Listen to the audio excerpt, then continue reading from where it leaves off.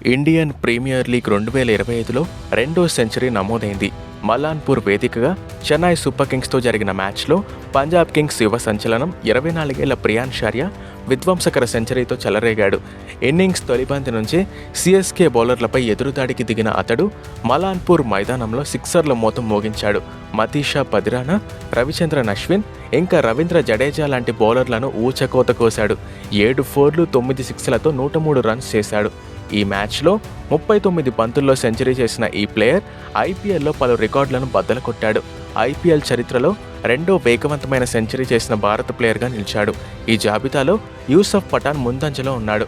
అతడు 37 బంతుల్లో సెంచరీ చేశాడు. అంతకంటే 2 బంతులు ఆలస్యంగా ప్రియాన్స్ చారియా 3 అంకెల మార్క్ అందుకున్నాడు. ఇండియన్ ప్రీమియర్ లీగ్ చరిత్రలో అత్యంత వేగంగా సెంచరీ చేసిన ప్లేయర్గా వెస్టిండీస్ విధ్వంసకర వీరుడు క్రిస్ గేల్ ఉన్నాడు. గేల్ 2013లో రాయల్ ఛాలెంజర్స్ తరపున 30 బంతుల్లో సెంచరీ కొట్టాడు. రెండో స్థానంలో ఉన్న యూసఫ్ పఠాన్ 2010లో రాజస్థాన్ రాయల్స్ తరపున ముంబై మ్యాచ్లో 37 బంతుల్లో సెంచరీ సాధించాడు.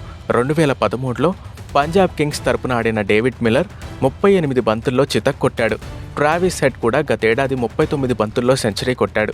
ఐపీఎల్లో అత్యంత వేగంగా సెంచరీ చేసిన ఆన్ క్యాప్డ్ ప్లేయర్గా ప్రియాన్స్ చారియా రికార్డులకెక్కాడు. ఇప్పటి వరకు ఈ రికార్డ్ షాన్ మార్ష్ పేరిట ఉండేది. అతడు 58 బంతుల్లో సెంచరీ చేశాడు. సిఎస్కేతో మ్యాచ్లో ప్రియాన్స్ ఆ రికార్డును బ్రేక్ చేశాడు.